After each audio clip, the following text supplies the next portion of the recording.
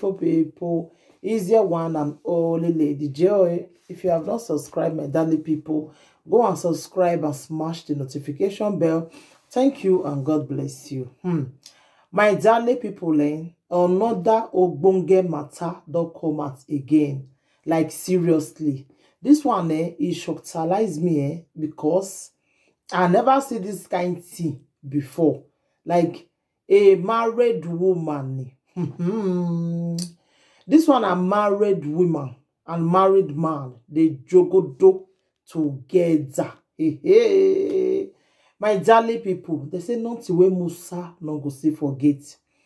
Musa don't really see tire forget no be small. My ogbonge people, more than listening to this matter. This woman and this man, they be married people. As in different though, the woman na married woman, the man na married man. So, two of them now can begin the jogodo together ever since. They do them ever since without people not know. Before God can finally expose the two of them now. So as God can expose the two of them, people can catch them. So people can gather them, begin they ask the woman. They call the woman Mama Purity. They come they ask her, say, why you go jogodo with this man? I go play the record the moon and the list, my darling people. Because sometimes I dey wonder if some women they okay. Like seriously. I dey really dey wonder. What you go make woman now go the jogodo or another man? If you're, and I mean they always they talk this thing, say, if marriage tires you, marriage not be do or die something. And not be by force. You must not die because you marry. No. If you try marriage, you not work out. Everybody go your separate ways.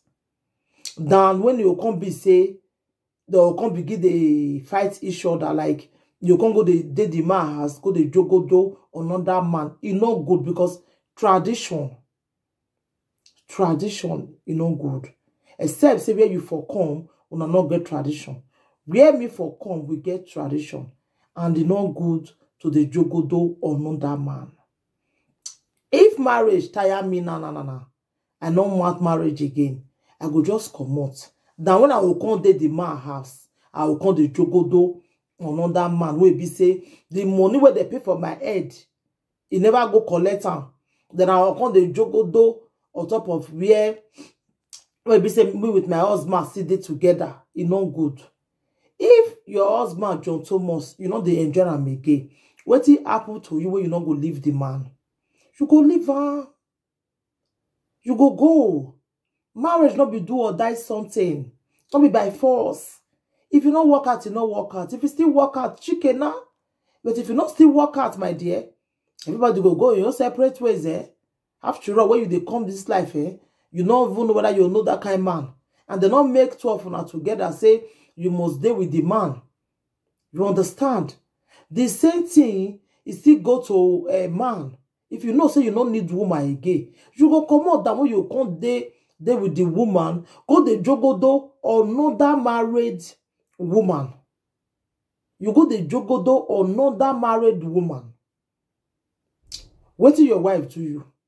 Your wife make us not the sweet you again. Because I see whether they ask you, say, your wife make us at this girl, this woman, oh, which one sweet pass? You even they tell them say na your wife, oh.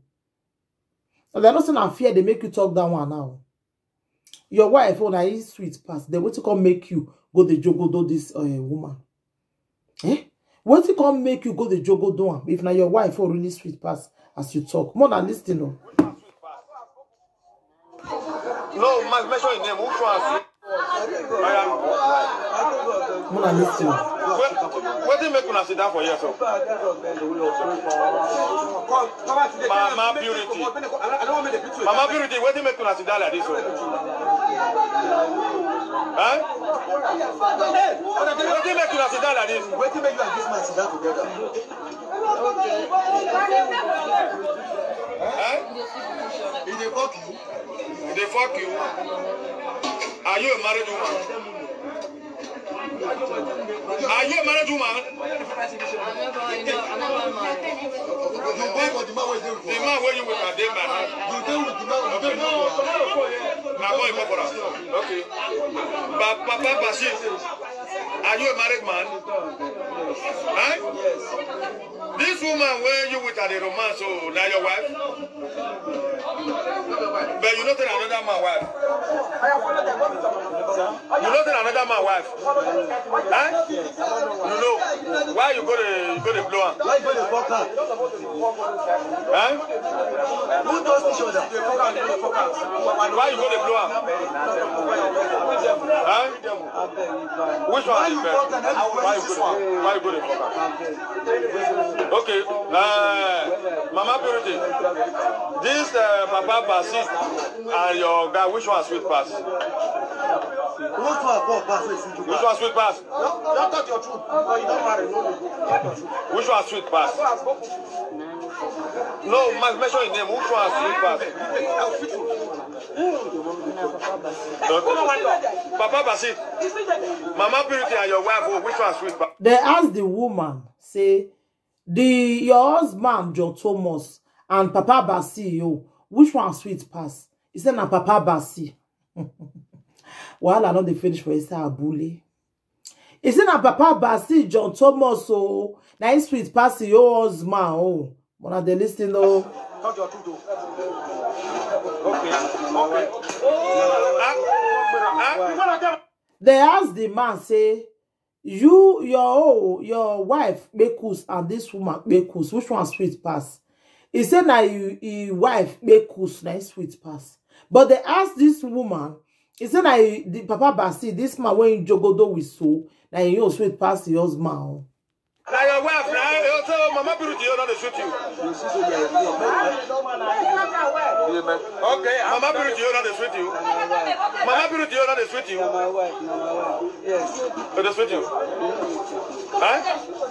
Mama Purity you not shoot you. Huh? Okay, why you fuck and you don't fuck about office? Why so you don't fuck about office? See, the rest people don't want to put their own for Facebook. We want to put my own now. The case. Mama Purity. The man say his wife, na sweet pass Mama Purity, Now the year matter. Some women, you see the public disgrace. Did you see the disgrace? Where this woman come to? Even the woman be like, who not even they normal. Even the way she tell the talk, she be like, who not they okay. It don't mean when they cook together when you with at the shop. Yeah, your husband is Sometimes you see my husband. Okay, because you have done. Wait till make you wash your clothes. You know they wash your gown. I don't wash my gown. They pay me for the clothes. If I wash, they pay me for the clothes.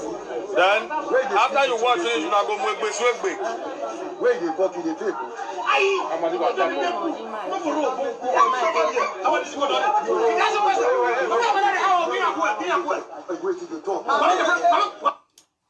My darling people, when the year matter, the important one when I want more year, now na year so. So what did these married people do? So na good thing, my darling people. Is it really good make woman they go to cheat on your husband? Wanna leave on a comment because sometimes some women they tire me like seriously. Thank you, my darling people. Take care. Anything you wanna think about this video, wanna leave on a comment for the comment section. Bye. Please share the video. Let the video go viral. Thank you. Bye.